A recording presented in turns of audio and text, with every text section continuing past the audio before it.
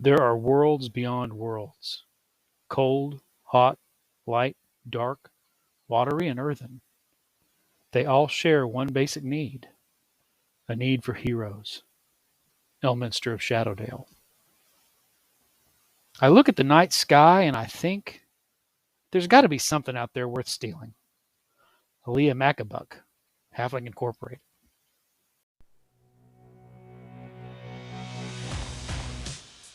Hi, I'm BJ, and this is the Arcane Alienist Podcast.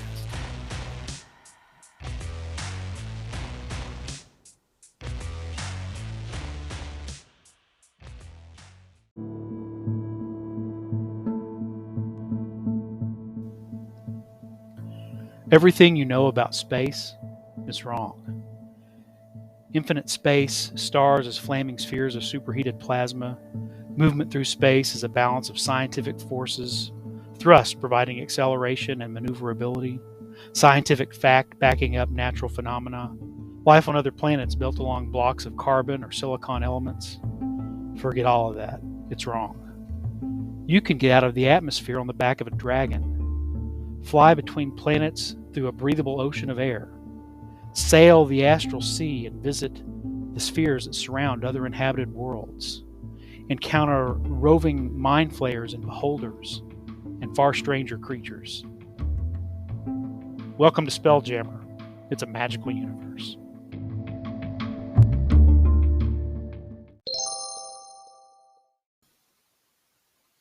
Hey everybody, so today's episode, if you haven't already guessed, is all about Spelljammer. I want to mostly focus on reviewing the new 5th edition D&D Spelljammer stuff. But I think to give it some proper context, we want to dip a little bit into the history of Spelljammer and then particularly talk about what has and has not been carried forward from 2nd edition into 5th edition. So we have not, believe it or not, there was no Spelljammer for 3rd or 4th edition D&D.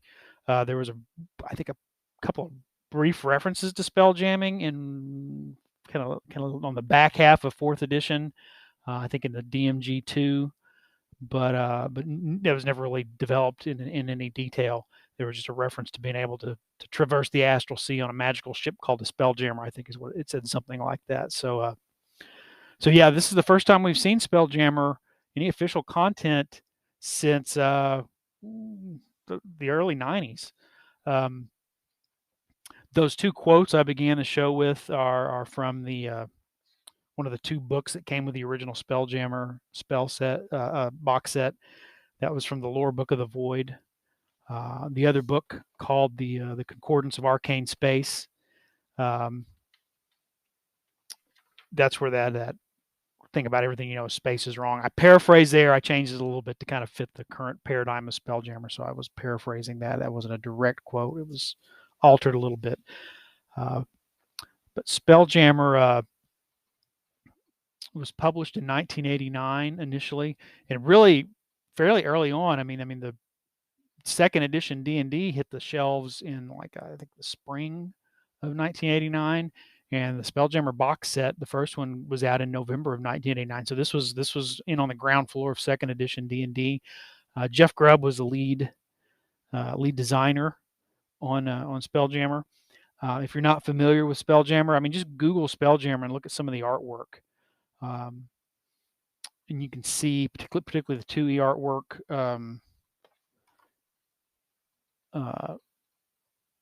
I think very evocative of the theme they're going for with this is that visually you're looking at maybe a little bit of Jules Verne, a little bit of it seems like a Terry Gilliam movie. If you were going to make a Spelljammer movie, Terry Gilliam would be a good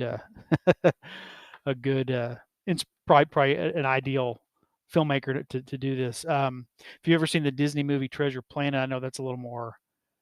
I don't think there's as much magic as it is just weird science, but that idea that the ships don't look like rocket ships or spaceships, they look like actual ocean-going sailing ships from the Age of Sail or thereabouts or medieval times, but they somehow are capable of moving through space with open decks and portholes and things like that. So the visual image I think you'll get from looking at Spelljammer images tells you a little more about I think the mood and the theme they're going for in Spelljammer. Um, it's based on a say notions of the universe and cosmology and physics and physical chemistry that predate kind of modern scientific understanding. Um, so sort of a Ptolemaic view of the uh, the arrangement of the cosmos, and some ideas about how things work physically in the way the spheres. It's all about the spheres. So those are kind of the inspirations for this. This is not meant to be space works like real space does in the real world. It's just that these people from a roughly medieval mindset where everything is magical to them, they're just interpreting it differently. This is not science fiction. I think is another thing to point out with Spelljammer is that it's not.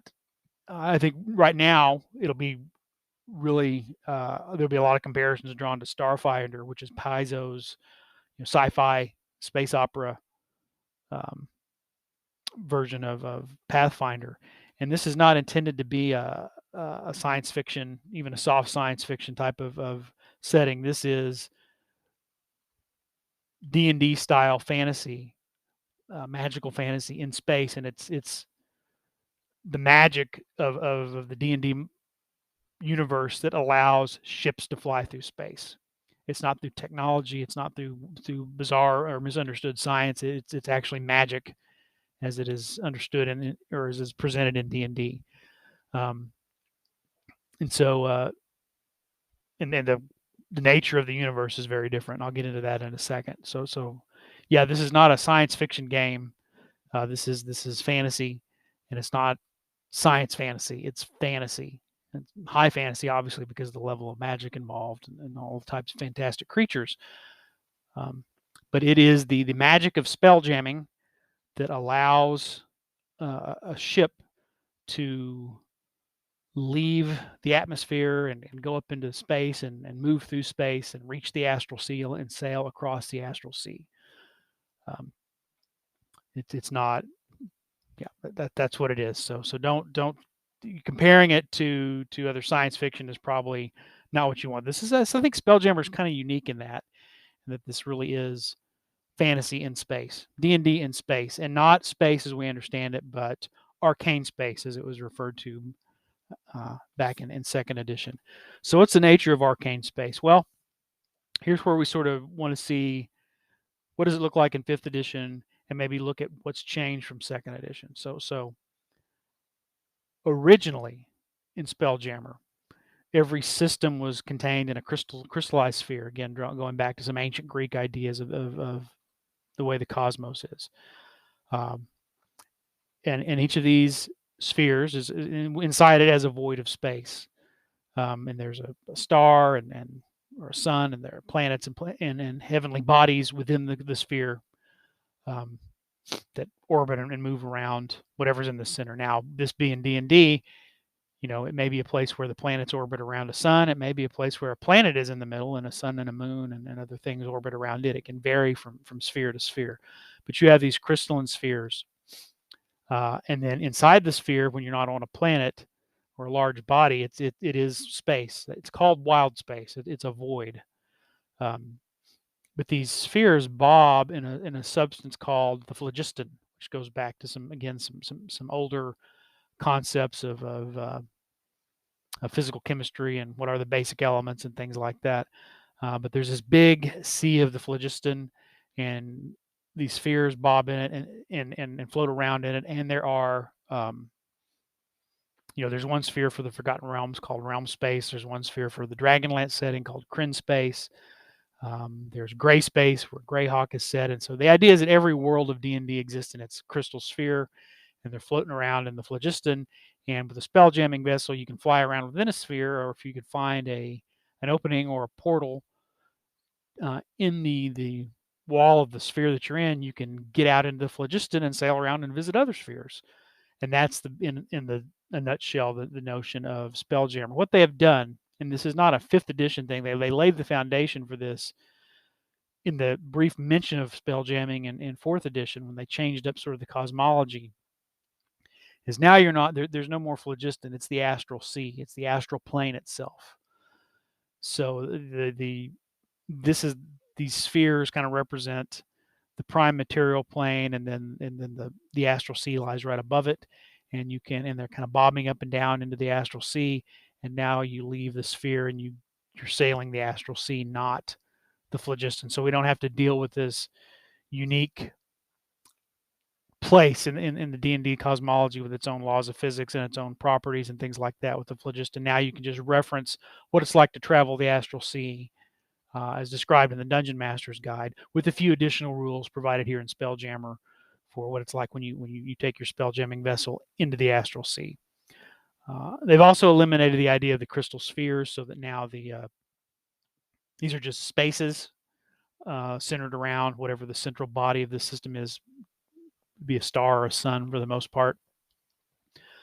And the idea is if you leave your wild space system far enough, you're not going to enter deep space. You're gonna move into the astral sea. So I don't know how they're going to explain. I mean, to me, there's a little logical inconsistency, even for a fantasy setting. Of well, if the astral plane or the astral sea is one plane of existence and the material is another one, why would there be no deep space between these spheres? Maybe they'll answer that at some point. Maybe that's just something that they don't think about it. Just enjoy the ride, because we're here to have fun, not overthink things. Anyway, or maybe it's up to you as a DM in your own campaign to posit what that is. Maybe deep space is just impossible, even with the velocity that spelljamming vessels can get to make travel between systems any meaningful. But you can take a shortcut through the astral sea. Maybe that's how it works. I don't know. Anyway, so that is basically what the Spelljammer setting or the Spelljammer concept is behind. And I say the setting or concept. I think in 2nd edition we got a little more of a setting, and in 5th edition we're really just getting more of a here's kind of the way the astral sea works and interacts with the multiverse and all the different campaign settings, and spelljamming is a way to travel around in that. There's some implied setting things about the multiverse. I think the multiverse has become the setting for 5th edition versus whatever the implied nature of the 2nd edition Spelljammer setting was. So, but it's not like you can't get the old Spelljammer book and just change the lore and the cosmology to fit the way it was way back in 2nd edition, or you could do it the way it's presented here for 5th edition, or you can make up something up on your own. That's the prerogative of a dungeon master. Spelljammer did not make it that long in 2nd edition. I think 94 was the last time there were any published materials for the game, so it made it about 5 years. I think it kind of got overshadowed by Planescape, which has a similar idea of here's a way to go between worlds, including the different worlds of D&D, by traversing the planes through portals and doorways and gates. And I think Planescape had a little more of kind of a punk goth. It was just fitting better, I think, into maybe the popular trends and aesthetics of the time there in the 90s when it came out. So a lot more people liked Planescape, I guess, better than they did Spelljammer. Otherwise, Spelljammer may have continued to receive support. Then again, that was that period where TSR was teetering on the brink before Wizards of the Coast snatched them up because of a long time of mismanagement and things like that. So, but that was the business end, not the of TSR. It's interesting to read more about that. I won't get into that, but you get a lot of creative people like Jeff Grubb, who was a designer on this. Great artists, great game designers, really creative, imaginative people, great ideas. Sometimes the materials were not well organized or high quality because of the pressure to put out product, put out product, put out product without play testing, without enough copy editing, and that was coming from the corporate owners, and that ultimately I think proved to be their downfall. Anyway, enough of that.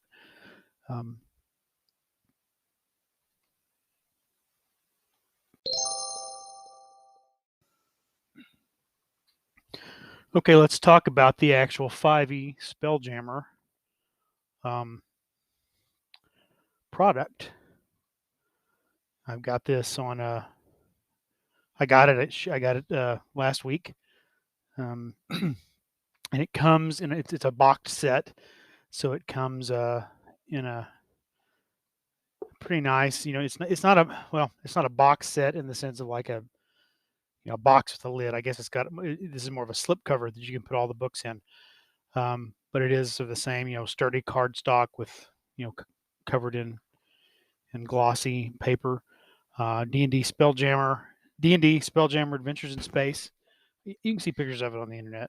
And then it's got the images from the cover of the 3 books that are contained within. The books are each 64 pages long, and I don't know how hard they work to ensure that every book had the same number of pages. So they're rather thin compared to previous releases like this, say for the book on Eberron or the book on Ravenloft. But the reason being is you now can separate the adventure from the monster manual from the general information, which I think moving forward maybe I kind of like that. I kind of like the idea that you're gonna use your 3 core rule books anytime you play D&D, the player's handbook, the DMG, and the monster manual. And then here, when we're giving you a new setting, you got 1 book that contains any special rules for how to make characters for this setting, whether there are new races available or new subclasses, new spells, new items, new feats, anything like that would belong in there. That the players would need to know, along with some information on unique mechanics or unique features about how you do things. In this case, for Spelljammer, it's how to manage a space-going vessel.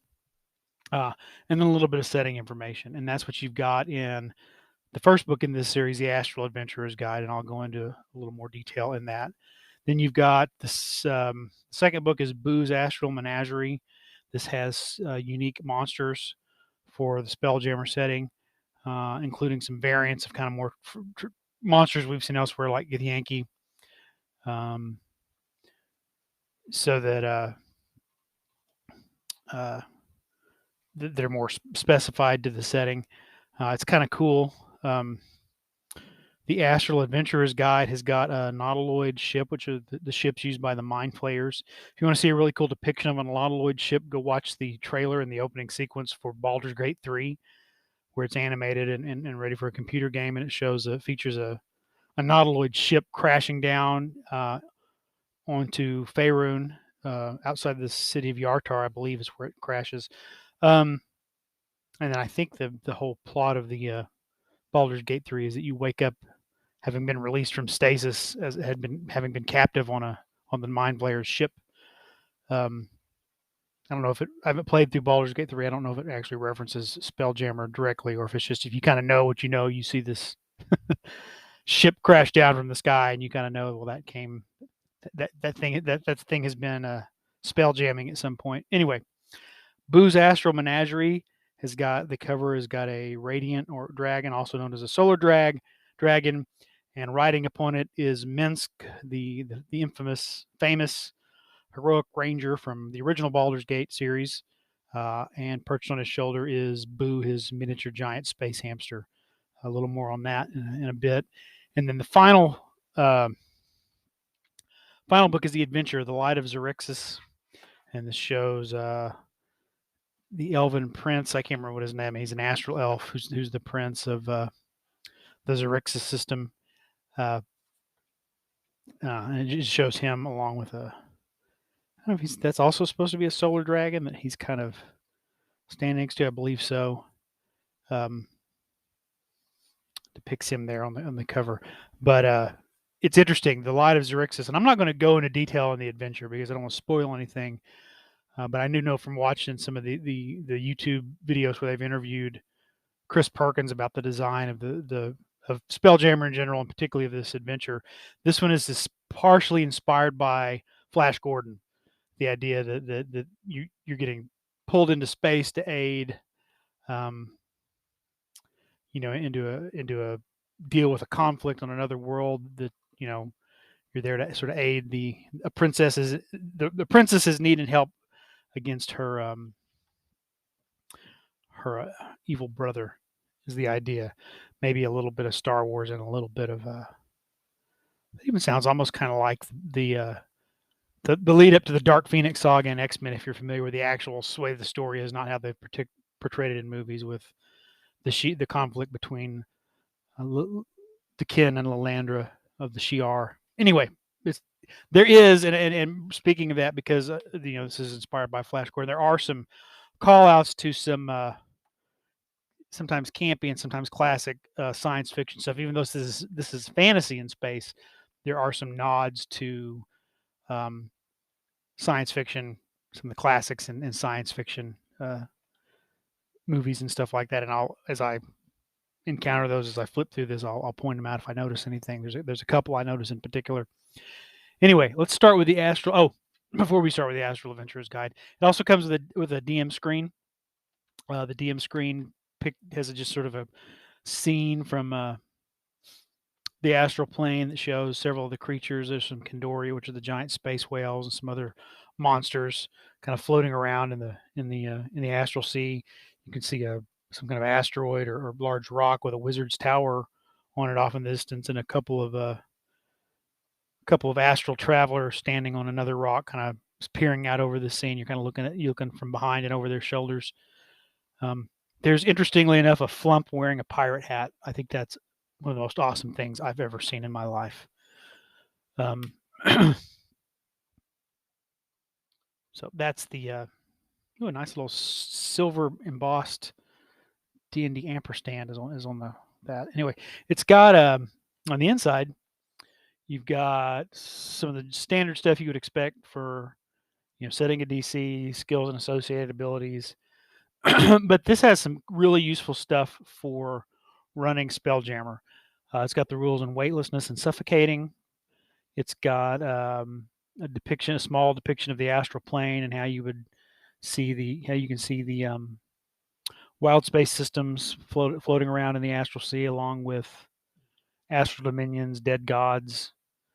And there's a picture of how air and gravity work around a spell jamming vessel or a large body in wild space. There's some random encounters for the astral sea, for wild space, for encountering other ships. So roll a D100 and it gives you an example of what you might get. For example, wild space encounters, 1d6 murder comets, a void scavenger, a shipwreck that might still have treasure on board. For the astral sea, you can run into Kandori, which are the big space whales. A green slod. And remember, in the astral sea, you don't have to travel by ship. You can just travel through the astral sea, just float and just move around in the astral sea on your own. But it goes a lot faster if you're traveling by spell jamming ship. Then there are ship encounters so if you encounter a ship, what kind of ship it is, using the types of ships unique to Spelljammer, and it talks a little bit about their crew. For example, if you roll a 17, the flying fish ship Horizon, captained by Thal Vod, who is a renegade mind flayer arcanist, and crewed by 9 plasmoid warriors.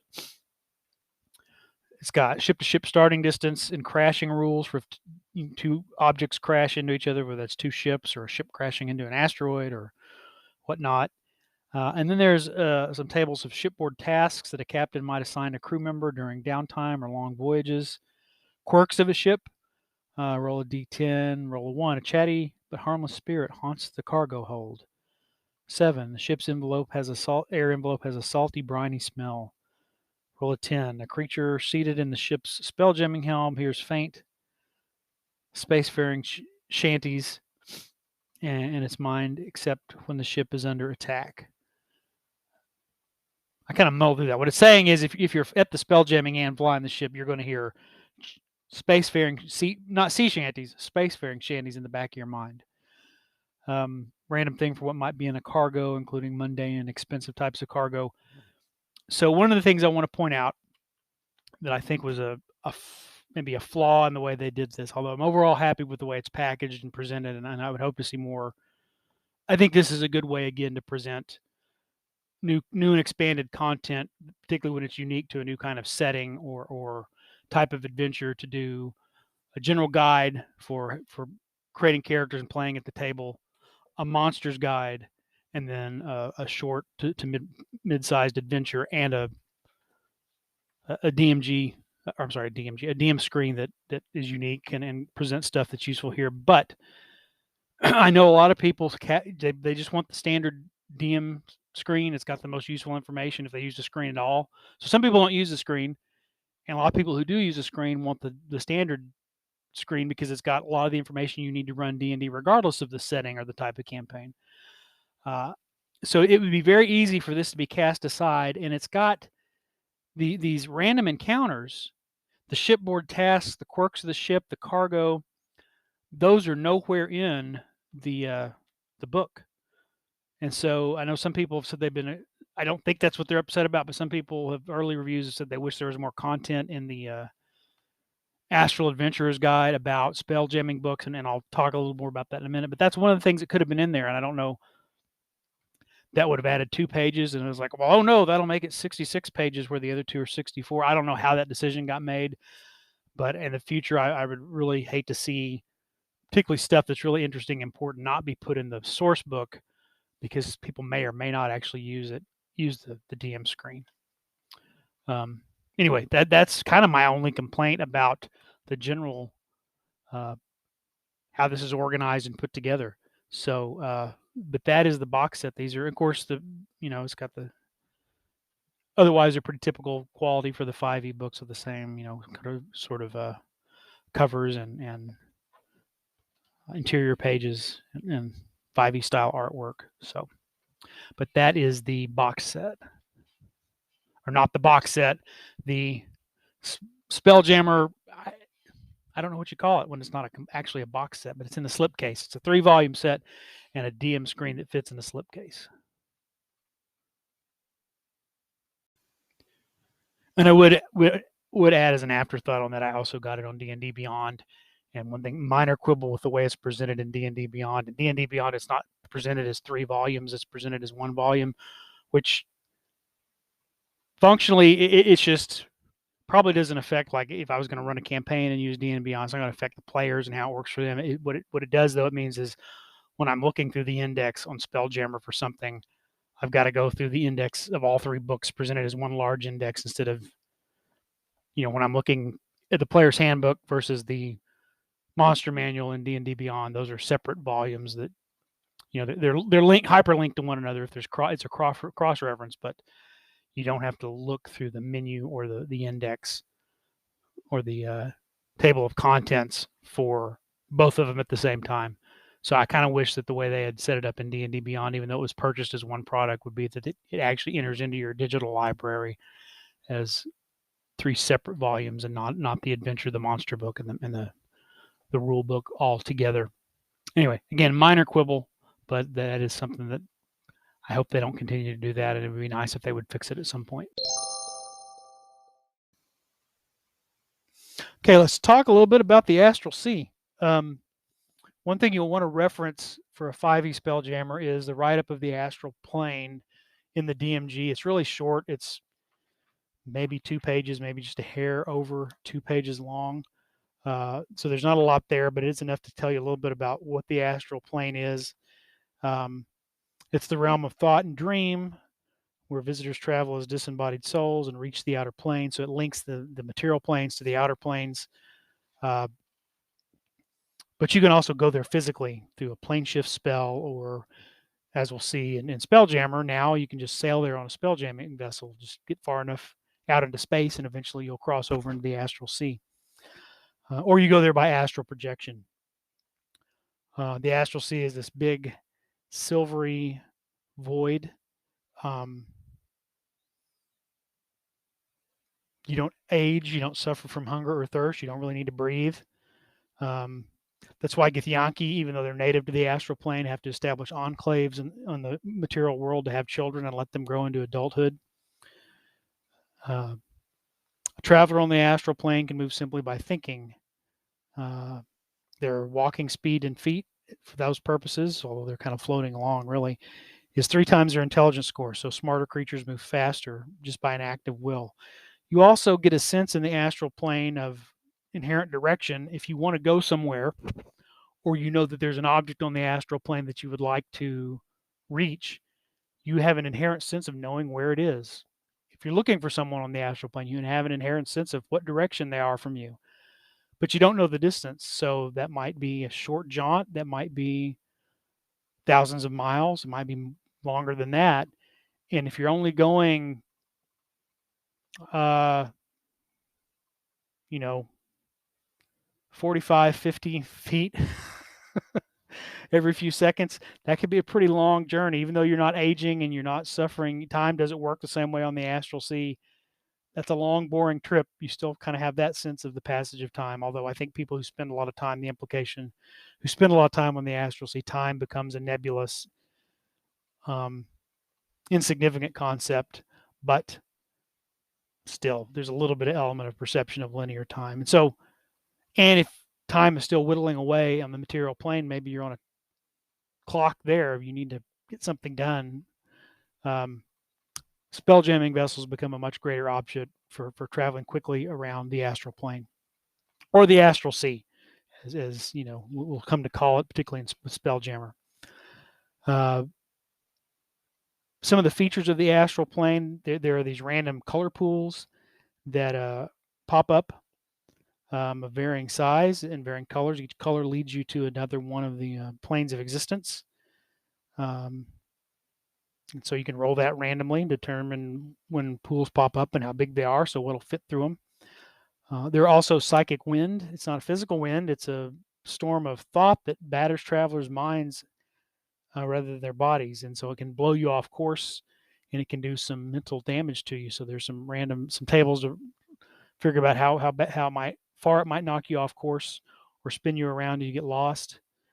You can be stunned. You can be inflicted with knocked unconscious. You can take psychic damage, or you could suffer from a short-term or long-term madness. So you get a chance to use some of the madness rules that are rarely used in D&D that you find as optional rules here in the Dungeon Master's Guide. It suggests that planar travelers and refugees from other planes wander the astral plane. The most prominent are the Githyanki, the outcast race of reavers that sail. They're basically pirates and raiders. As they sail the astral and then go to the areas touched by the material to raid. Their city of Tunaroth floats through the astral plane on a chunk of rock that's actually the body of a dead god. Celestials, fiends, and mortal explorers often scour the astral plane for pools to be able to get to where they want to go. So the astral plane becomes a crossroads to everywhere else. We're talking about petrified bodies of dead gods. We're talking about Githyanki. So we're really starting to talk about Planescape. Planescape is coming for 5e in a year. As I mentioned before, Planescape sort of overtook, it kind of beat up Spelljammer and took its stuff during the 2 years. I'll be interested to see with a little more purposeful design and planning how they link Planescape and Spelljammer together to create sort of a multiversal setting for D&D. They talk about and they call adventures in the Spelljammer set here that we've got for they call it referred to astral adventurers and astral campaigns. So the astral plane is maybe the core setting we're talking about. Spelljammer is just one way of adventuring there, as opposed to Spelljammer being a setting like Forgotten Realms is a setting, or Ravenloft is a setting, or something like that. But I like that they're going to kind of getting in to share some stuff, conceptual space with Planescape, and that those two things may be different aspects of the same larger setting. One of the things I think this does a really well for Dungeons and Dragons that will be a major fit for 5e, and I think will work well, is you can take this breadth of content. So Spelljammer has given us some new races that I'll go into in a minute.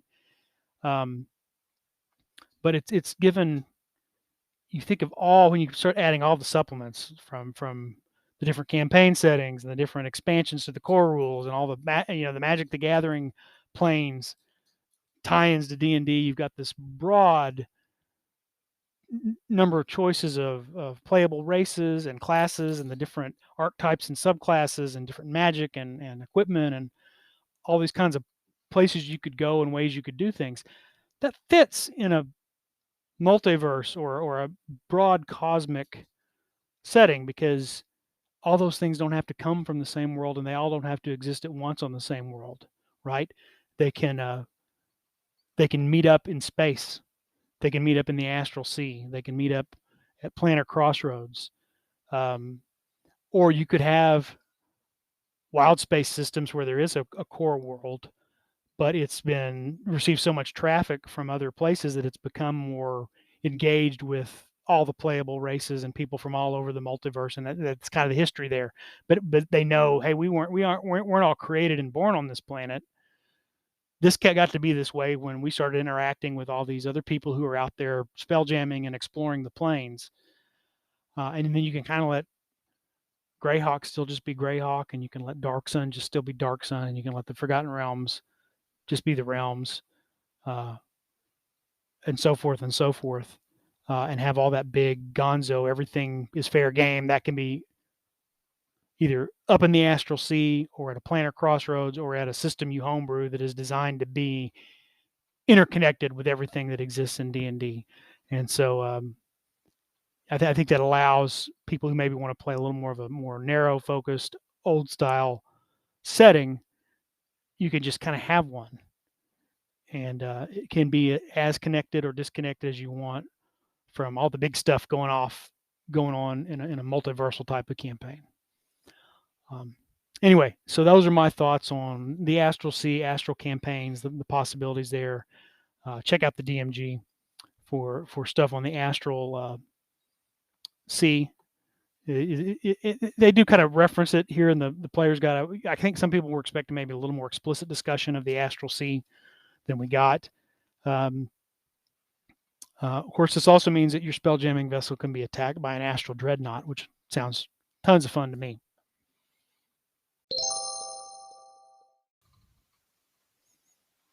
Okay, now let's look at the book itself. The first of the book, The Astral Adventurer's Guide. This is probably the book you're going to use the most because it's got the options for how spell jamming vessels work and how to build unique Spelljammer player characters.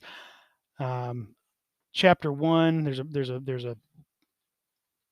there are character options. Chapter 2 is Astral Adventuring, which is basically the use of spell jamming vessels. And Chapter 3 is the Rock of Brawl, which is sort of can serve as a home base or a hub for a campaign. Let's talk though. I'm going to kind of go out of order because I want to go first into actual how spell jamming works.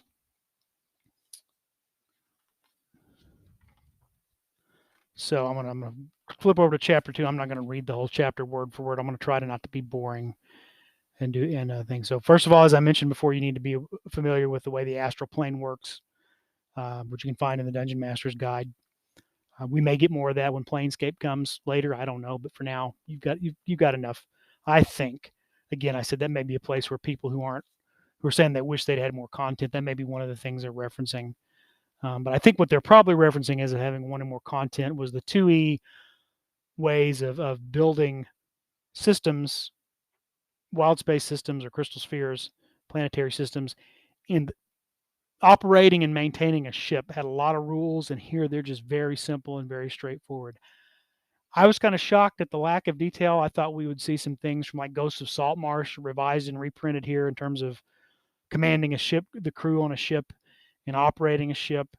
But I think I know why they left it out. And it's always easier, I think, to have a very simple rule and let people add to it if they want more crunch than it is to build a complex system and try to trust people to strip stuff out of it without breaking something or having an unforeseen consequence. So I think that's maybe the criticisms this got as far as the lack of options. But let's dive into this. How does spell jamming work? Spell jamming works by the use of a spell jamming helmet, which is an ornate chair. Well, it could be a simple chair, but it's some kind of chair. It attaches to a ship. It's a magical item that requires it requires attunement by a spellcaster, and it generates the magic that allows ships to do what they do as far as spell jamming, traveling through space, or air or water, um, different places. When cruising through space, and this would be either the astral sea or wild space, a spell jamming ship can travel 100 million miles in 24 hours. It's a really fast ship. At this speed, the spell jamming helm makes minor course corrections for space debris, small space dwelling creatures, other things that might be in its direct path. But whenever a ship approaches another large body, body large enough to have its own gravity, and spell jamming ships have their own gravity, and I'll explain that in a minute. Something's big enough to have its own air envelope and its own gravity. The objects slow down and pass at their normal speed. So the ship maybe stops from going 100 million miles over 24 hours, which I think is, I'm not going to calculate that. That's fast. To slowing down to maybe 5 miles an hour. So they're kind of hurtling through space, and then it just slows down. The gravity planes, the force of gravity between these two objects stop that propulsion. So that could also be a Kendori, which is a giant whale-like creature that lives out in space, an asteroid, a planet, another ship. The exact distance is determined by the DM. There's a table you can use for that. The sensation of sitting in a spell jamming helm is like having a kind of a non-painful sort of pins and needles tingling sensation all over your body. An experienced spelljammer can often sense immediately what caused the ship to slow down a few moments before it can actually be seen. So you stop, but you've got to look around in space to see what it was that slowed you down, and it may be, 1,000 feet away. But the person who's operating the spell jamming helm maybe has a sense of what's happened and can assess what's going on. There can be two spell jamming helms attached to the same ship, but only one can be used at a time. If a second spellcaster tries to grab the unused spell jamming helm, they has to fight a duel with the other spell jamming. That's the person who's already spell jamming. They make opposed constitution checks. The loser gains a D4, 1d4 levels of exhaustions, and they lose their attunement to the helm, and they can't attune themselves to reattune themselves to a spell jamming helm until they've recovered from all their exhaustion. How the spell jamming helm works is interesting. So it's a wondrous item. It's of rare. It's a rare wondrous item. It requires attunement by a spellcaster. Pardon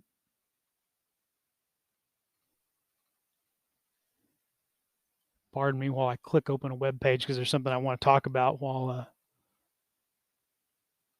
we're talking about spell jamming helms.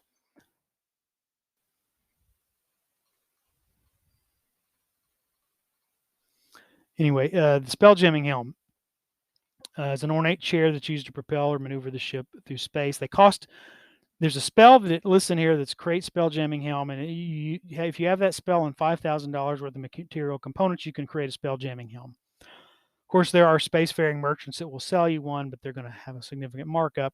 So if you can't make your own spell jamming helm, or you can't find one, you just want to buy one, you're probably going to pay 7,500 to 10,000 gold pieces or more to some of these interplanetary or spacefaring merchants. While you're attuned to the spell jamming helm, you can, as I mentioned, you can go through space. You can move through space, air, or water up to the ship's speed. So every ship has a default speed. I think most of these in here are between like 3 to 9 miles an hour. So you could use a Spelljammer if it's designed to be able to float in the water. Not any spelljamming vessel, but one that is designed to also function as a nautical vessel or even a submerged nautical vessel. You can use a spelljamming helm to, again, send it through space, air, or water up to the ship's speed if it's designed to travel through those medium. If no other objects weighing a ton or more are within a mile of it, you can get it up to that speed of 1,000,000 miles in 24 hours. You can just take off, you know, out of the atmosphere into space, out of wild space into the astral, and so forth, back and forth. And then it has a feature called transfer attunement. You can use an action to touch a willing spellcaster and transfer the attunement immediately. So normally attuning takes about an hour because you have to do it over the course of a short rest. This allows you to immediately transfer it to another willing spellcaster. I guess if the spellcaster, if you don't want to give up the chair, you can engage in a duel. If you've got a second spell jamming helm, but as far as just so a crew that's on a long voyage may want to have 2 or 3 spellcasters on board that can rotate as piloting the ship. There's also another magical item called a wild space ori. This is a wondrous item, uncommon, and whenever you enter a wild space system, this device automatically tracks the position of all the suns, planets, moons, comets, and other bodies, so that you have a real-time map of the wild space system you're in, so you can use it to navigate around. That's pretty cool. There were much more devices in 2E. There were greater and lesser spell jamming helms that produced different rates of speed, and some other devices you could use to other ways of propelling ships through space. And those are a lot of things that are missing here, as far as elemental engines and other kinds of engines that were used in Spelljammer as an alternative to the spell jamming helm, as well as other kinds of things you could use to enhance or that. So they're not in there. Something else that's missing, or not there. There is a spell jamming helm that has shown up previously in 5e. It's in one of the published big adventures. I don't want to spoil it. You can Google it yourself. I'm not going to spoil it to tell you where it is because you may not have played that adventure, and you might play that adventure and not uncover this particular part of the dungeon. But you could find a spell jamming helm. There were, at the time this was published, no other rules for Spelljammer, but you could just slap it on a ship and DM could create a spell jamming vessel. And it was pretty much almost the same as described here, except for the difference was when you aren't doing that super fast travel, if you're just more in the travel more at the slower rate of speed, the speed is you propel them through air, space, water, other liquids at a maximum speed of miles per hour equal to your highest level unexpended spell slot. Not your highest possible spell slot, but your unexpended spell slot. So if you're a 5th level caster, you've got 3rd level slots. If you've expended them, then it'll go off your 2nd level slot. Highest level unexpected slot. If you haven't expended any, then it'll go, and it's maximum speed of miles per hour equal to your highest, so 3 miles an hour through water. If you get up into air or space, it's 10 times that much. So if you're using a 3rd level slot, you're going 30 miles an hour once you're up into air or in space. Okay. Provided you have at least one unexpended spell slot, you can steer it. So you have to have an unexpended spell slot to steer the vessel as well. So you should at least have a 1st level spell slot to steer. And again, whenever you like, you can see what's happening as though you're standing on location of this was also part of the current spell jamming. I didn't read that off. This is in the current Spelljammer helm, was also in this one that came previously in an adventure. Whenever you like, you can see what's happening on or around the vessel as though you were standing at a specific location of your choice aboard it. So as the Spelljammer, you are aware, you're not all seeing on the vessel, but you can project your awareness around to different points of the vessel and look and see what's happening on the vessel, in the space next to the vessel, as though you're standing on the deck of the vessel looking up or out to see what's out in space.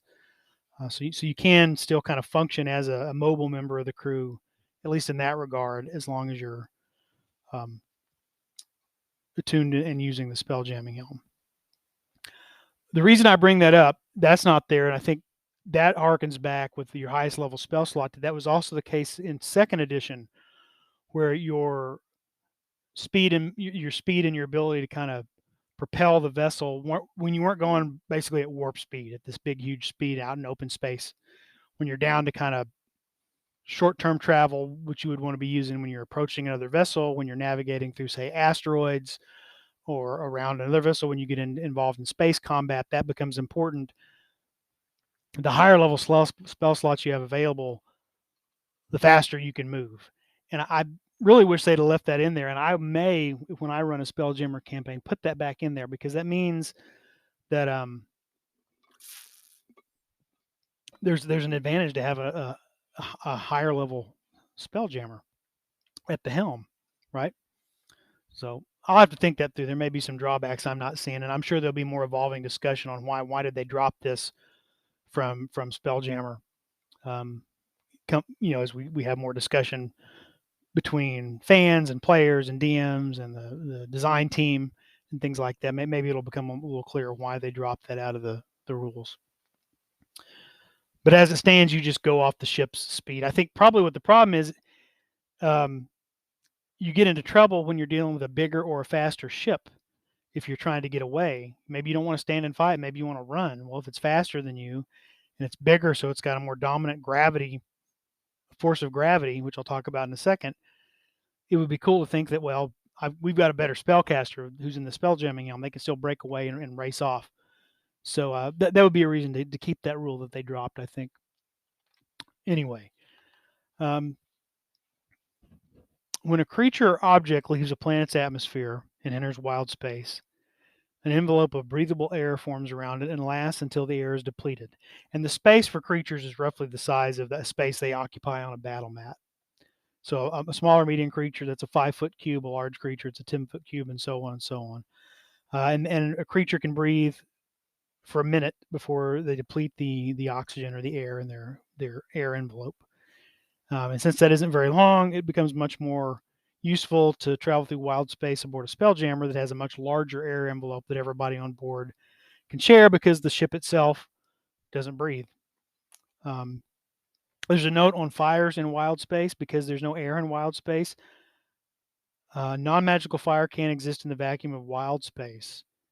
Magical fire, such as that created by a fireball spell, does burn in a vacuum, but it can't ignite flammable things. Now, it could on the deck of a ship because you've got an air envelope around it, but out in wild space when there's no air, just trying to burn objects or blast objects that don't have an air envelope, the magic fire works as magic fire, but it won't ignite things and create ongoing flame. Air envelopes of objects. An air envelope of breathable air forms around an object and extends out from its surface at a distance equal to the longer dimensions of its form. So you measure the thing in 3 dimensions, whichever is its longest, with its length, its width, or its height. The air envelope extends that far from it. I'm sorry. It forms an oval shape based on those dimensions. So an 180-foot ship is going to create it's going to have the 180 feet before and behind, fore and aft, and then if you take the height of the vessel, then it's going to have that much, above and below, and the width of the vessel. I can't remember what you call the width of a vessel. Anyway, that much out to the sides. The air envelope around a spell jamming is typically ovoid shape. The air quality is either fresh air, foul air, or deadly air. Fresh air lasts 120 days as long as the ship carries its normal crew. If you take on more people, it exhausts the air more quickly. Here's one of those things they don't give you. They don't give you any guidance on how to determine how much more quickly is it depleted. Do we have any kind of... No, you can look that up in the old Spelljammer stuff if you want, or you could probably logic it out on your own. But that would have been nice to get a rule there.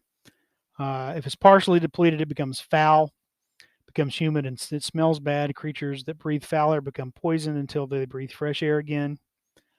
It turns foul at 121 days and turns deadly after 120 days. So after 100, you've got fresh air for 120, you've got foul air for another 120, and then at 241 days, it's unbreathable and you start to suffocate. When two bodies overlap, the the air envelopes mix, and the larger envelope takes on the property of the smaller envelope takes on the property of a larger envelope. So, for example, a ship whose air is getting foul can dip into the atmosphere of a planet and refresh their just like that. It refreshes their air envelope. If a small ship has good air, but it runs into the proximity of a large ship with foul air, now it has foul air. And I can think of one nasty trap off the top of my head would be to have a ship manned of undead where it's just deadly air and they just poison everybody on a smaller ship by just sucking them into their air envelope. Um, and then every ship also has a gravity plane. And this is kind of the fun thing about Spelljammer. Um, the reason everything pulls its own atmosphere in is because of the force of gravity. Um, in wild space and on the astral plane, gravity is an accommodating force in that the direction of its effort seems to be that which is most convenient. So for a planet, it just pulls everything towards the center. For a ship, it pulls everything towards the deck. Um, so if you're floating above the ship, you will just fall towards the deck.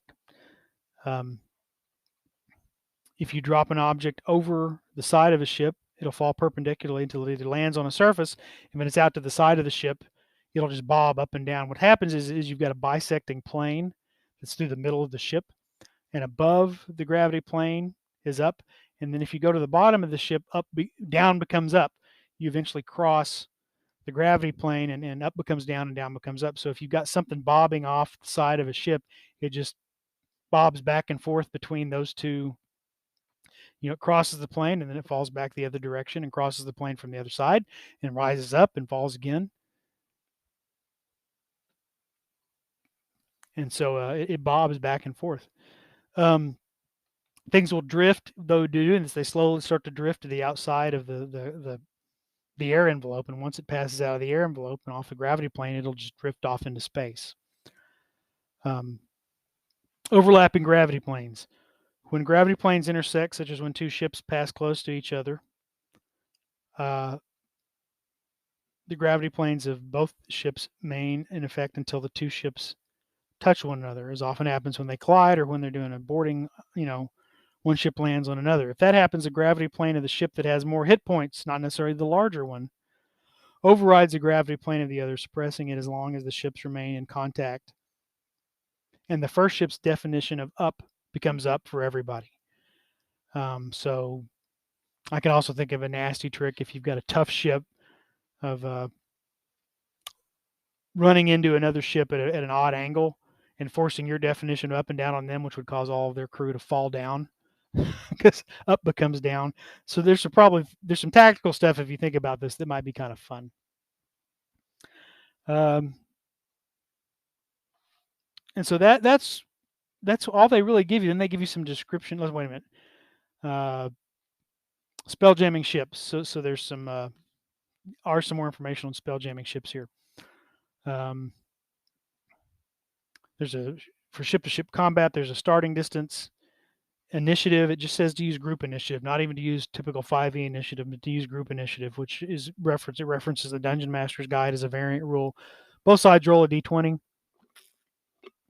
and then everybody on each side of sorts out how they act when their side's turn comes up. Again, this is probably a place where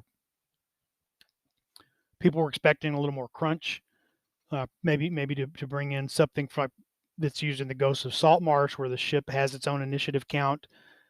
That goes in, and then there are actions specific to operating the ship that the crew engages in, while player characters have their own initiative and can kind of choose their actions and what they want to do, and then delay or ready in action or whatever as they see fit.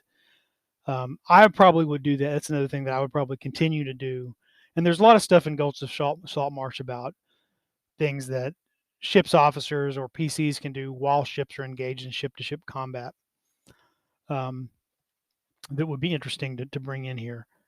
Uh, moving a ship or steering a ship, a spelljammer can use the helm to move and steer the ship without expending their own actions or movement. On their turn, the spelljammer determines how far the ship moves up to its maximum speed and decides whether to approach another ship, put more distance between the two. On its turn, the ship can be turned and reoriented so that all the weapons can aim and fire at any target within range, regardless of where they're situated on the deck. So you've got catapults and ballista and trebuchet that you can put on the decks of these various ships, and the pilot can tilt the ship and orient it so that they can all fire at their targets. And it doesn't use their own actions or movements, so they could still do other stuff. Although if you're sitting in a spell jamming helm, I'm not sure what else you could possibly do. Um, I tend to think of the helm as being located in a cabin or below decks, not out on the open. Um, but I guess theoretically, if you don't have to stay seated in the chair, you could you don't lose your attunement for getting out of the chair. So maybe you can uh, come out and participate in a battle by casting your own spells and taking your other actions while still mentally controlling the ship. Interesting. When one ship moves within 5 feet of each other, they can do a boarding, enabling creatures to move safely from one ship's deck to the other ships until one of the ships pulls away.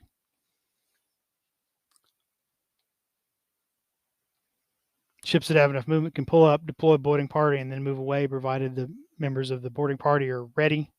They took the ready action and are in position to act when the ship gets there. There's some rules on crashing. What happens when ships crash into each other or onto other? It mentions shipboard weapons, um, and the weapons are described in the description of the ships, but you can also find them in the Dungeon Master's Guide. It talks about how many crews have to operate each one, so they can operate each round. We get a list of ships. We got the Bombard, which is just a giant cannon that's been turned into a ship made by GIF, because GIF like to shoot things. They like explosions. You've got the Damselfly ship, the Flying Fish ship. These are all classic. The Hammerhead ship. These are all classics. Lamprey ship from 2E that has just been updated. A living ship which has a treant growing out of it. The Mind Flayer Nautiloid. The Night Spider, which are from the ship used by the Neogi.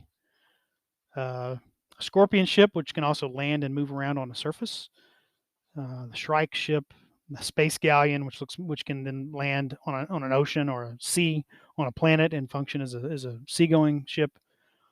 A Squid ship, which I think also can function as a seagoing vessel. The Squid ship featured in a non-spell jamming form in Storm King's Thunder.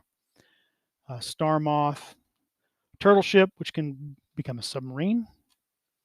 The Tyrant ship, which beholders use.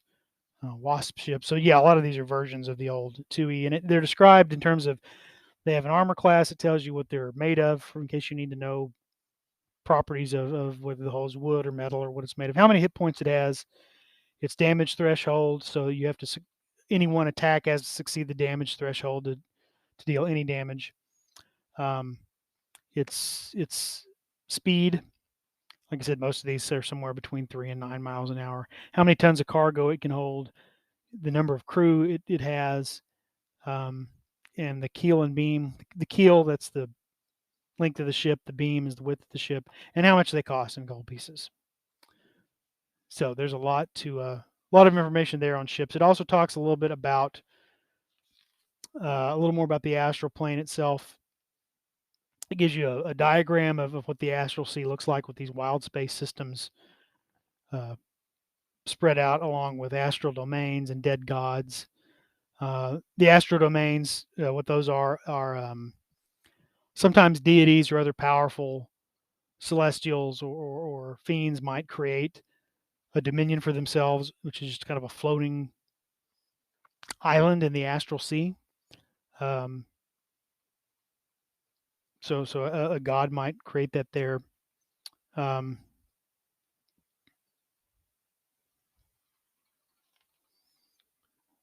and have a dominion. They may not be in an outer plane. They might have a home in the astral plane, and they're aware when whoever created that astral dominion is aware when you arrive.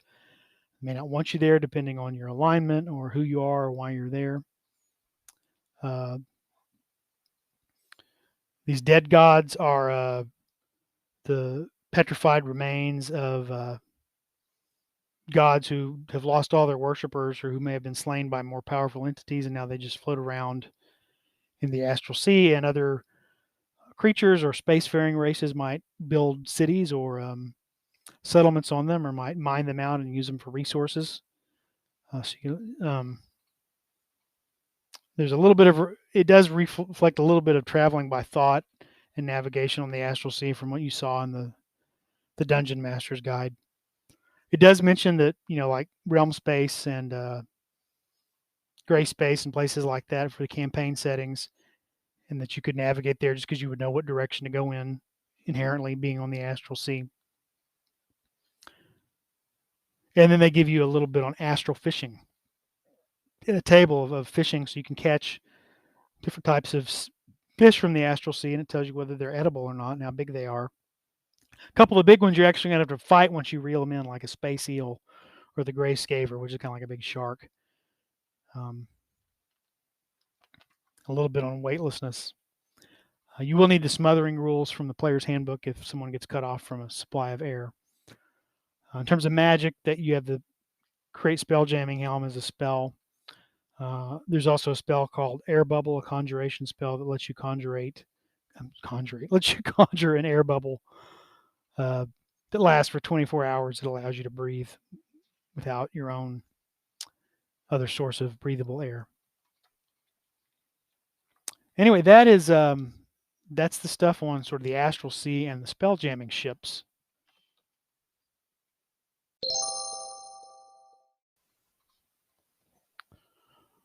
Okay, now let's take a brief look back at Chapter 1 of the Astral Adventurer's Guide, where we're looking more at character options. There are, particularly as you look at the character options, when you start to look through the menagerie of monsters, and you know a little bit about the adventure that comes with the set, the Light of Xerxes. There's a lot of homage to things that have come before, not only in terms of past Spelljammer stuff, other role playing stuff from TSR, but there's some shout outs to some classic sci-fi movies. Again, we're not playing a sci-fi game, but you're in space with kind of the idea of different planets and interplanetary travel. So some stuff makes its way in from some sci-fi games.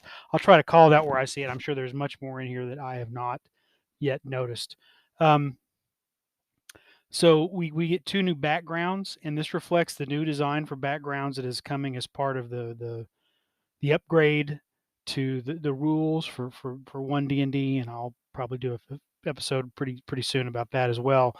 But what's changing is with backgrounds, primarily the big thing is, instead of those narrative traits that they would give you that sometimes are really useful and sometimes are not, like an acolyte can always be housed in a temple of their faith, or the outlander never gets lost. They know their way around once they're familiar with an area. And it's kind of like, well, how do you adjudicate that? Is it because some of those background traits are really super useful, like the Outlander one, and some of them are things that never come up, or maybe depending on what kind of campaign you're in. Well, what they've done here is they've gotten rid of those, and you get a feat instead. And it's not any feats you want. There's a subscribed list of feats. And again, I'm kind of previewing ahead to the 1D&D playtest stuff they released this week, but or last week, excuse me. But there's some of the more mundane, straightforward, simple feats that don't make you super powerful. It's none of the feats that grant you an ability bonus, but they are the ones that make you a little more flexible and give a little more flavor to your character. And so you've got 2 here: the Astral Drifter and the Wild Spacer. So one, you might guess, the Astral Drifter is someone who's spent a lot of time, their background in the astral sea, and the Wild Spacer is someone who has sort of grown up and been raised in wild space. The astral drifter. The idea is that you've been out in the astral sea for a long time, maybe by wanderlust or you got lost. And so roll 20d6. You are that much older than you appear. You don't suffer the effects of that aging because you've been on the astral sea, but you're really that much older. 20d6. So from anywhere from 20 to 180, 20 to 120 years older than you would normally be. You get insight in religion. You can choose 2 languages. They recommend Celestial and Gith, given that you've been out on the astral. And your feature is you have the magic initiate feat for the cleric. So you would choose a cantrip and a spell from the cleric spell list because you've been out on the astral sea in close contact to the outer planes.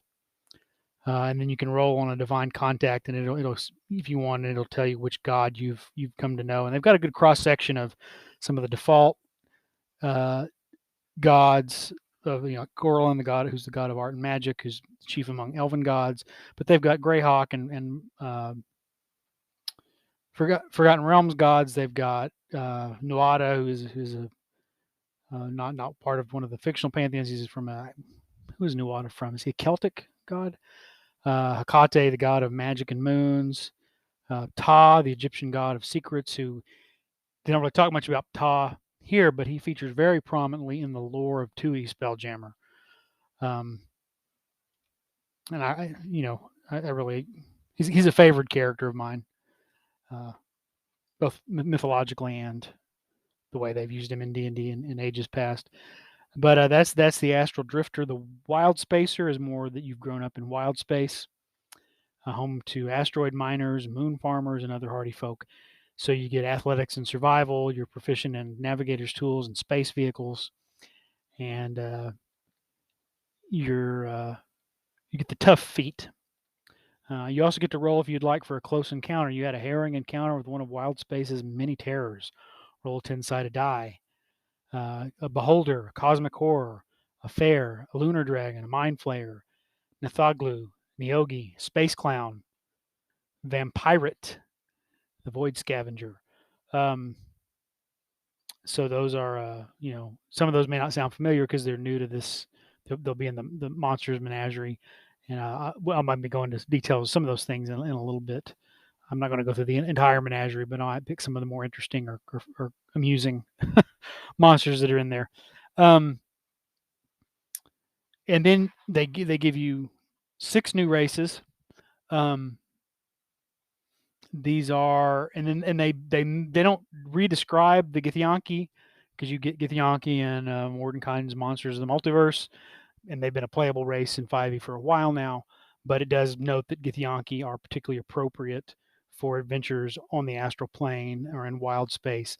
Although, again, as I mentioned, really when you're talking about, the sky is the limit, no pun intended. Spelljammer just begs to just everything. You can have everything because it reaches all corners of the D&D multiverse. But if you want to stick with the theme of kind of what's been unique to Spelljammer and define Spelljammer, particularly when you talk about this is really Spelljammer plus Planescape, because we're in the Astral Sea, Githyanki are certainly appropriate for this for this setting as a player character.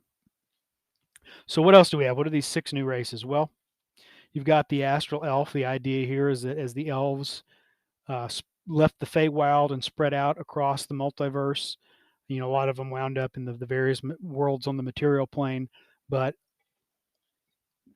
astral elves chose to go live on the astral plane to be somewhat closer to the gods of the elves. And so they've got a little sliver of divinity and of the astral and the outer planes within them. They are like all elves. You've got the keen senses.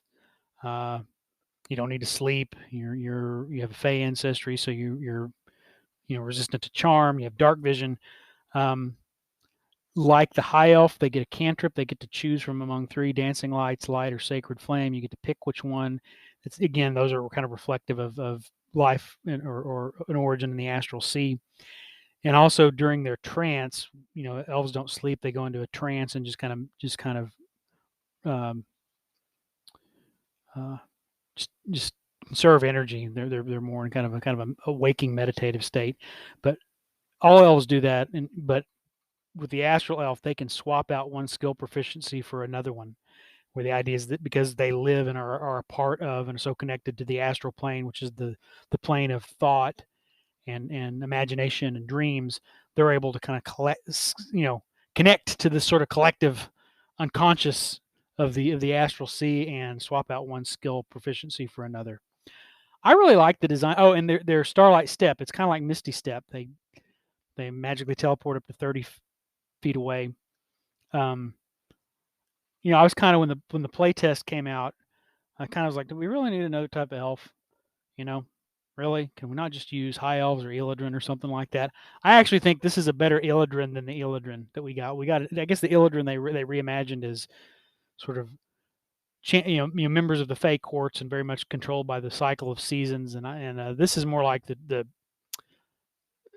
otherworldly celestial tinged elf-like creature that Illidan used to be, particularly in 4E.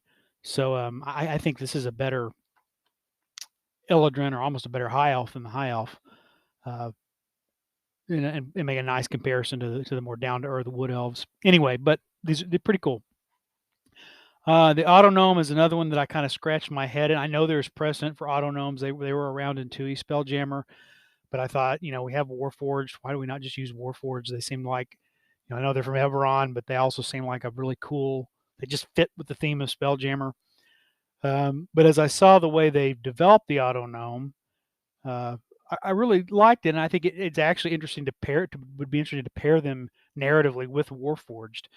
The story of Warforged from Eberron is they're sort of mass produced as these living golems that are meant to be soldiers. So some of them have specialties. They get trained in specialties, and they have different builds that they might get depending on what function they're supposed to serve. But they're still kind of produced in large numbers of identical units, and their individuality comes from their sentience.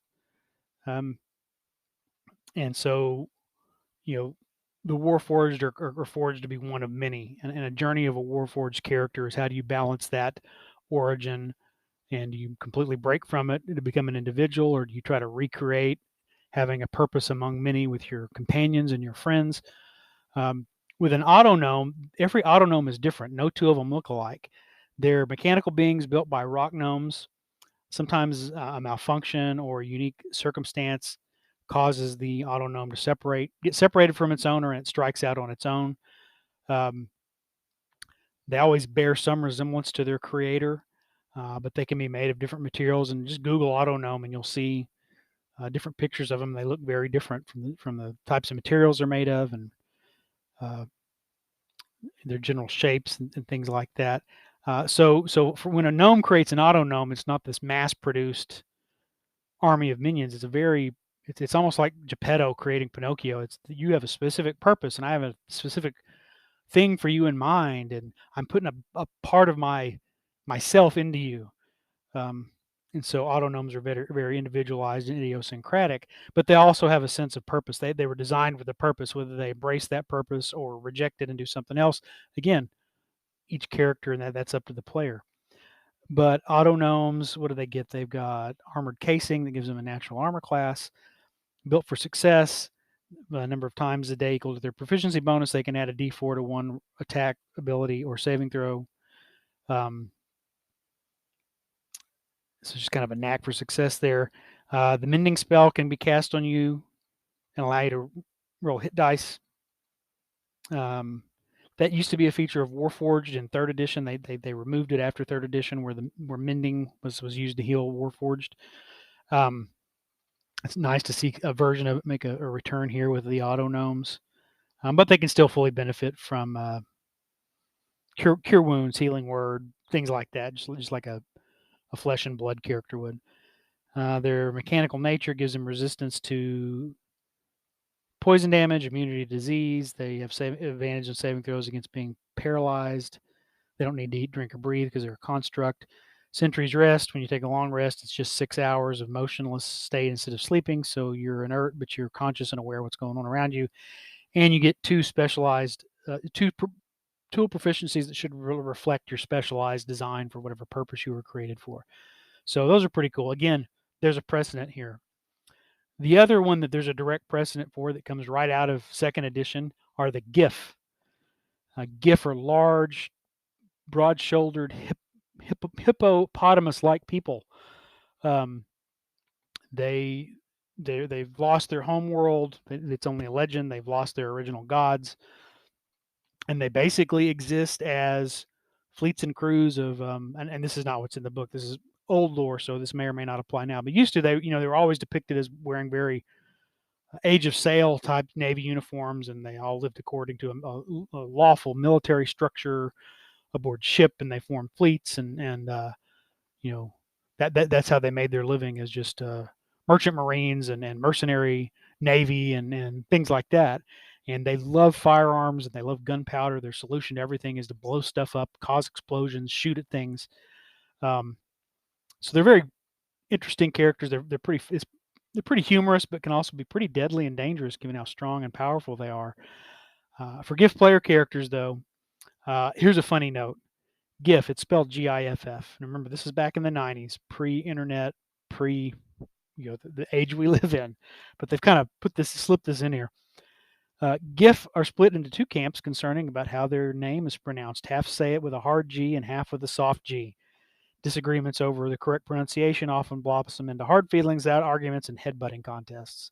So, just like we argue over whether the moving digital image is called a GIF or a GIF, now the GIF also argue about whether they're GIFs or GIFs. They have an astral spark. Their connection to the astral plane allows them to, when they hit a target with a simpler martial weapon, they can take extra force damage equal to your proficiency bonus. Again, you get to do that a number of times a day, and then it has to reset on a long rest. They firearms mastery. They are proficient with firearms.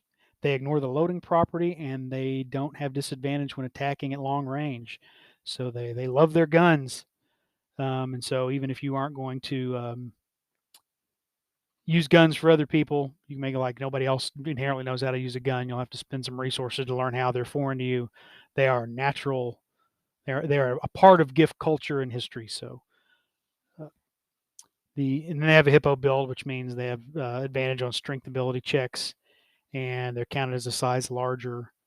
I'm thinking that a GIF barbarian might be pretty fearsome to behold, or maybe a GIF monk. Anyway, those are the GIF. The next entry here are the Hadozi. This is interesting. This is a callback to Star Frontiers and the Yazirian race. The Yazirian race are these little lightly furred monkey-like creatures that have patagia, the membranes that stretch between their arms and legs so they can glide like a flying squirrel. Those were the Yazirian. The Hadozi, I thought when I first saw them, I thought, oh, that's kind of a callback to the Yazirian. I think they've actually got a story that these are evolved Yazirian here, because it says they come from the planet Yazir. Several hundred years ago, a wizard goes to Yazir and he starts experimenting on the Hadozi. He makes them larger and smarter, and they stand up. I guess the Yazirians were already smart, right? Anyway, he starts experimenting on the Yazirians. They don't call them Yazirians; they just say these are the Hadozis, who are the natives there. But they fed the captives experimental elixir, enlarged them, turned them into sapient bipedal beings. The elixir had the side effect of intensifying their, it says panic response, but I think they're meaning adrenal response, because they have an ability to shrug off some damage, similar to a Goliath. Although they're not as big as a Goliath, they're still small to medium sized. The wizard's plan was to create an entire army of enhanced Hadozi warriors, but his apprentices grew fond of the Hadozis, helped them escape. They overthrew the wizard. They went back to Yazir, and they administered the elixir to all the other Hadozis, so that now that they've all evolved into this race of modern Hadozi. I think that's really funny because that seems like it's a call out to Planet of the Apes. Um, then here we've got the as far as what they get, they're small to medium creatures. They have dexterous feet. They can use their feet to interact with objects. They can't use them to wield weapons or cast spells or anything like that, but they can use them to interact with objects. Um, they can glide with these flaps they have. Um, they can move up to 5 feet horizontally for every 1 foot they descend. So if they jump off something high, there was an interesting YouTube video I saw where if you this is all kind of abstract for the way we handle movement in D&D. That if you allowed this to actually play out at its logical conclusion, a dozy could break the sound barrier at that actual rate of speed, going 5 feet horizontally for every foot of descent. When you would take damage from a fall, you can use your reaction to reduce the fall's damage to 0 because of their gliding and landing. So those are the Hadozi. Again, a shout out to the Yazirian of Star Frontiers. We've got another reference to Star Frontiers here in the Plasmoids. I think these are supposed to be like the Draelocytes from Star Frontiers. They're amorphous blobs. They can take on humanoid form if they want. They don't have any internal organs other than nerve clusters. They eat, drink, and breathe through just sort of their porous outer membranes. They take a humanoid shape. They can, of course, put on armor, wield weapons and tools like a humanoid would, but they can remain amorphous if they want to. They can squeeze through space as narrow as an inch wide as long as they're not wearing or carrying anything. They have advantage to initiate and escape grapples. They can hold their breath for an hour. They're considered an ooze for game rule purposes. So they have dark vision. They're resistant to acid and poison, and they can shape themselves, like I mentioned, into a humanoid shape. They can also, alternatively, as a bonus action, they can extrude a pseudopod up to 6 inches wide and 10 feet long. And kind of like the Hadozi's feet, it can manipulate and interact with an object, but it can't be used actually to wield a weapon or a magical implement or cast a spell or anything like that. And then we have the Thri-kreen. Again, there was an insectoid race of the Brusk back in Star Frontiers, but the Thri-kreen themselves have an identity within D&D history for quite a long time. They go way back. I don't know if they were ever specifically Spelljammer related. They are strongly associated with Dark Sun, so we may be getting a little foreshadowing of Dark Sun between this and a couple of the monsters that show up in the Boo's Astral Menagerie. But the Thri-kreen is considered a monstrosity for its creature type. It has a carapace that allows it to. It has a chameleon ability to blend in, so aid in stealth checks. Dark vision. It's secondary arms, so it's got some normal sized primary arms, some smaller secondary arms that kind of situated right below them, and they can use those to interact with objects. But unlike the other species we've talked about so far, they can wield light weapons. So they could wield a dagger or a short sword or a hand crossbow. That doesn't mean they get more attacks per round, but that means when they do have multiple attacks, they've got a lot more options to bring bring forth, probably because they can wield a number of weapons. I think it also means you could, like they could have a longbow with their primary arms and have a short swords in each of their smaller arms. They could have a hand crossbow on a small arm and use the other arm to reload it while they've got hand weapons in their other hand. So it gives them a little versatility with their choice of weapons and shields and things like that.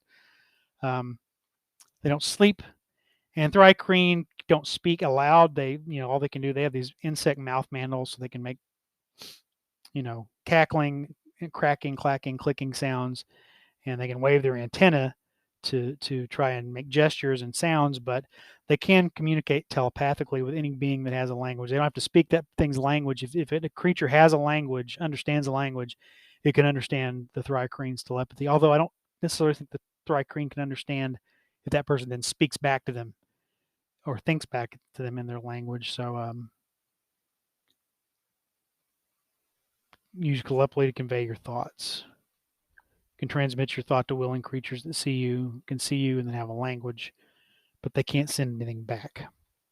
You probably have to take the telepathic feat, although that might be an interesting feat choice if it winds up being allowed as a background feat. Um, okay, and so those are the race and background options. And again, everything out of the player's handbook. I would think a lot of the stuff that you get out of Mordenkainen's also, full range of races, backgrounds, and things like that. So let's the last section of this is the Rock of Brawl. It's chapter 3 of the Astral Adventurer's Guide, and it just describes the Rock of Brawl as basically an asteroid. You can place it anywhere you want. They've released a starting adventure, introductory adventure to Spelljammer for free through D&D Beyond, where the Rock of Brawl basically is considered one of the tiers of saloon that floats along the behind the moon of Faerun. But it describes the Rock of Brawl, and the ruler of the Rock of Brawl comes from there. It was settled by pirates. It's sort of become an actual legitimate trading hub, although there's still some rough and shady stuff going on with crime bosses and thieves guild, as well as legitimate trading and a wealthy part of town, a merchant part of town, a poor part of town near closer to the docks.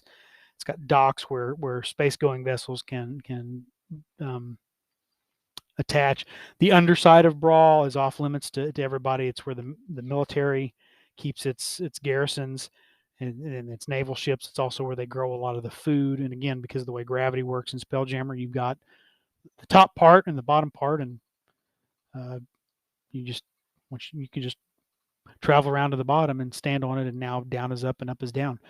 Of course, it's got its own atmosphere because it's now got plants and water and stuff on it. It maintains its own atmosphere. So they just give you some idea about kind of who's who. Prince Andrew and his high court, the underbarons, which are crime lords. The difference between the high city and things you can get there, like there's an observatory and a library of maps. The middle city that has a lot of other places, interesting places to visit, the low city and the docks. And then they give you some of the enclaves that might exist there. And then you can pull out of the thing a full poster size, two-sided poster that is the map of Brawl with the top side or the town side on one side and the underside that shows a map of the military and agricultural region. So that's the Astral Adventurer's Guide.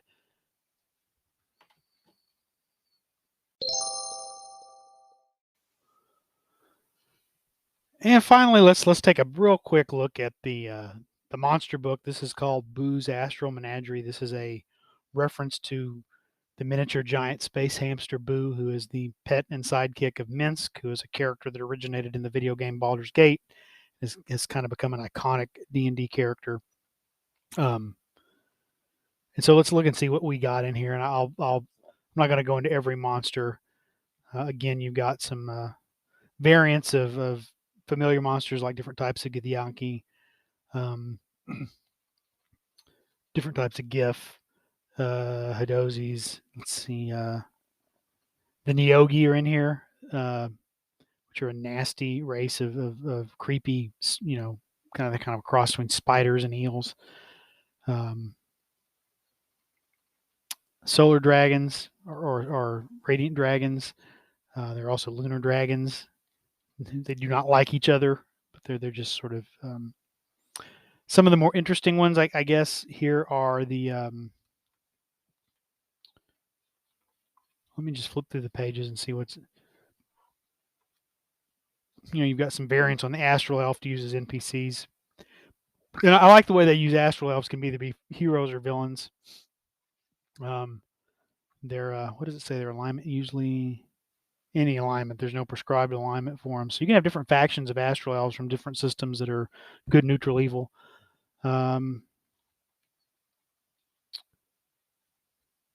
Cosmic horror. No two of these are supposed to look alike. Again, kind of a reference to Cthulhu. It says they come from the far realm and drift into the astral plane. The Dwar, small fae, somewhat resemble humanoid penguins that are kind of a merchant as culture. Let's see. Monger. What are some of the more interesting ones here? There's just some really creepy looking, alien looking stuff that fits well. Yankee, Hadozis. Probably some of the more iconic ones are the Kindori, these giant whale-like creatures that live in the wild space. Uh, an adult specimen can be up to 80 feet long. They get so big that you can build buildings and structures on their back, and so some people will build, a house on the back of a Kindori and just live there because they're big enough that they carry their own air envelope and produce their own gravity. Um, and they're pretty docile if you don't attack them, but pretty dangerous if you do get into a fight with one. Lunar dragons. I mentioned lunar dragons or moon dragons, phase dragons. They have this ability to sort of partially phase out of physical form. Um, they're typically evil, although not always. And of course, it's got, of course, regional effects of a moon dragon, just like we get in 5e. We get the wormling, the young, the adult, and the ancient, and then regional effects on their layers, legendary actions, lair actions, things like that. Uh, Here's one that's a legacy from longstanding, and they used to be called the arcane. I'm not sure. I can't remember why they changed them. There's a reason for it, but now they're called the mercane. Mecrane. I think they've blended the term merchant and the term arcane together. And this is this. They're very tall, blue skinned humanoids. They have advanced magic and technology, and they will sell them. And somehow they're all collected. They're not collected in a hive mind like mind flayers, but they all are connected somehow. And so if you offend one mercane, you've offended them all. If you do a good job for one mercane, the other mercane will know about it. And so they still are sort of have this kind of clannish like connection. But they're found all over wherever there's spell jamming going on, and they trade in spell jamming helms and other magical items and technology. They'll conduct business with anyone fairly and reliably, provided the other party has not harmed or swindled another mercane in the past. The murder comet. A murder comet happens when a spellcaster combines an earth elemental and an air elemental. Um, Murder comet looks like a screaming stone head with wreathed in flame. I think that's pretty awesome. It also allows that the creator can transfer their consciousness into the murder comet and basically become immortal, and then the face is going to look like the person who created the murder comet. So yeah, it's just a big ball of earth and fire hurtling through space. Um, Typically, they're evil. Uh, yeah, it's a comet that just zips around the universe murdering people. I mentioned the Neogi; they have a long history in in D&D. In fact, I think the Neogi. Sorry for the pause here.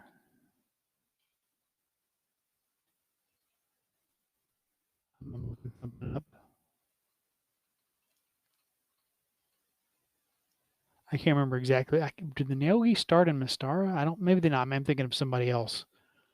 Um,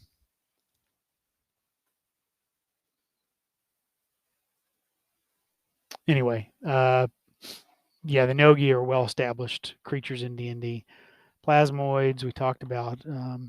Here's another fun one: the Rhaegar. These are humanoids, but they're evolved from uh, cephalopods. So, but the thing is, they're bioluminescent. They have motes that float around them that help convey their moods and their state of mind. And they're typically chaotic neutral. And the idea behind the Rhaegar is they appreciate art and beauty and excellence and everything, but they're kind of out to create violence as a form of art. So fighting and killing and destroying in a very creative and artful way is what they find the most beautiful. And so they're not necessarily evil, but they're extremely chaotic.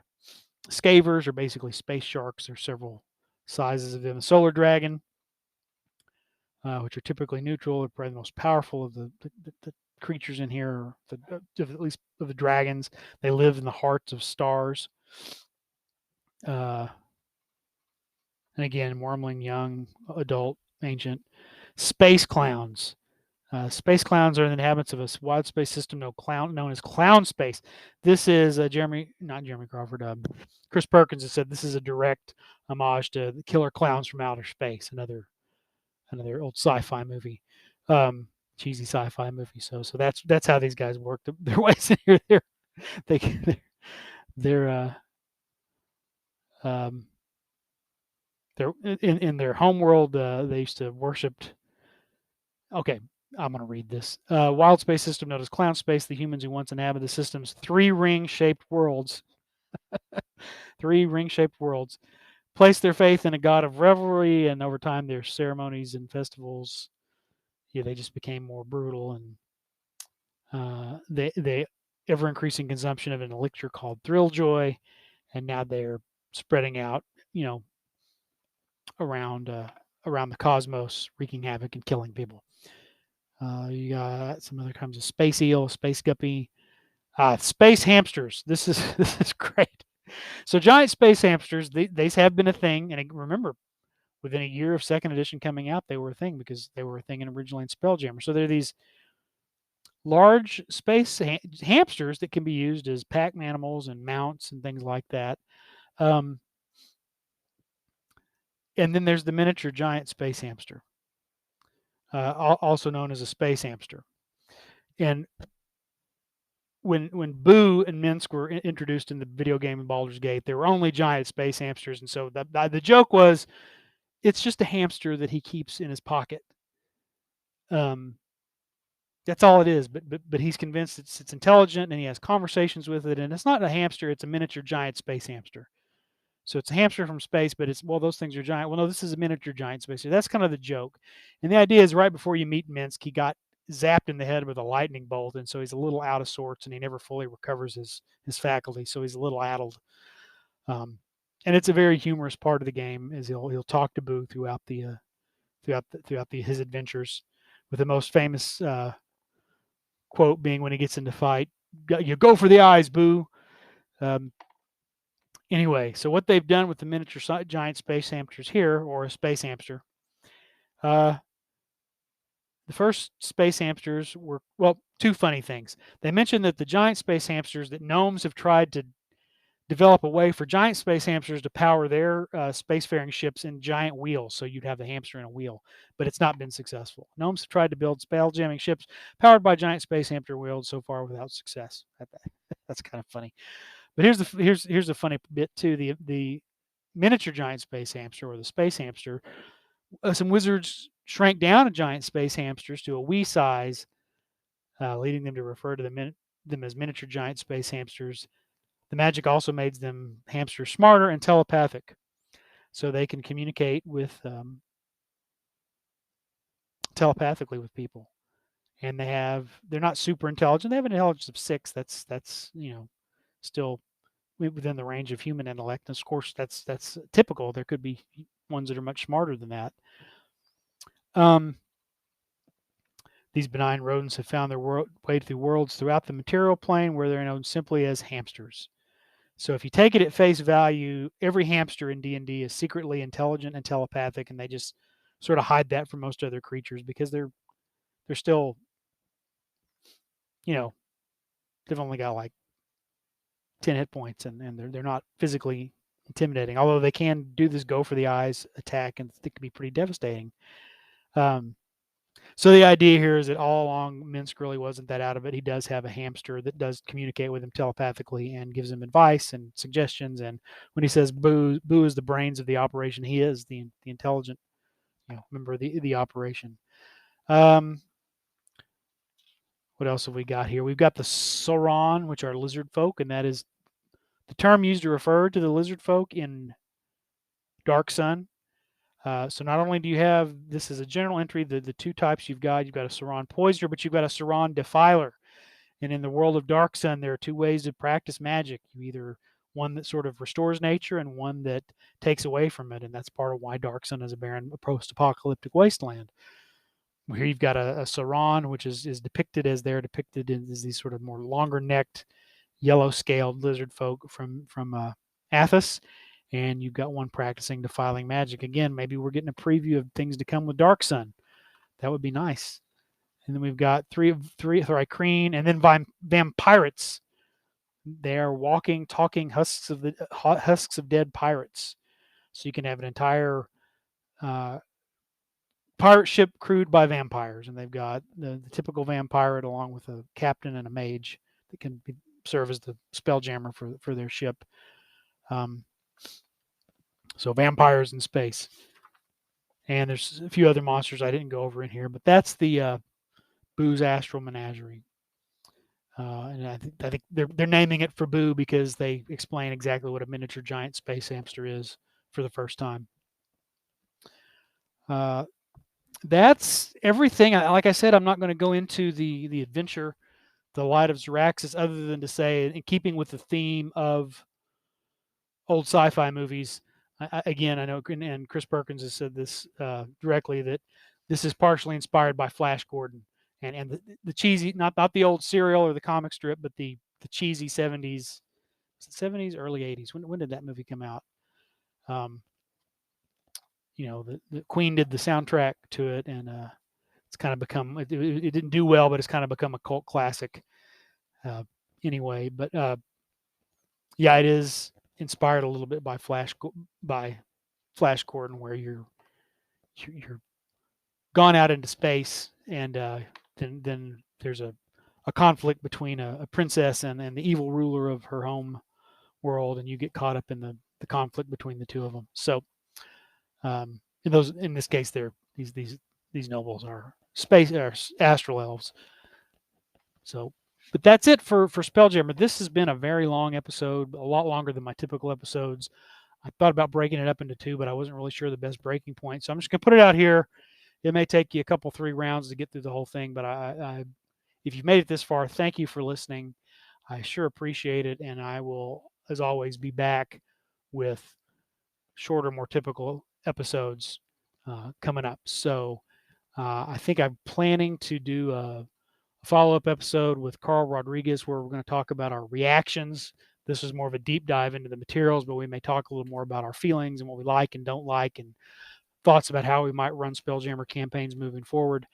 And then at some point I will talk a little bit about 1D&D and the future of Wizards of the Coast's 5th edition, which is no longer going to be 5th edition. There's not going to be any edition. It's just going to be D&D. But I'll talk a little bit about that and maybe in an upcoming episode, because some of the design changes are already being reflected here in Spelljammer, as well as in the more recent Monsters of the Multiverse that they put out a while back. And I think as we see Planescape next year and maybe other stuff going forward, then I think we'll see this theme emerge of a big multiversal D&D that again, not that you have to do it that way, but that it gives you a little more flexibility, a lot more options to pick and choose what you do and don't want in your games. Anyway, I'm getting off on a tangent, and it's time to stop this episode, and it's time for me to quit talking. Wherever you are out there, thank you for listening. Take care of yourselves and be well, and I will be back later. Go for the eyes, Boo! Go for the eyes! Rusk!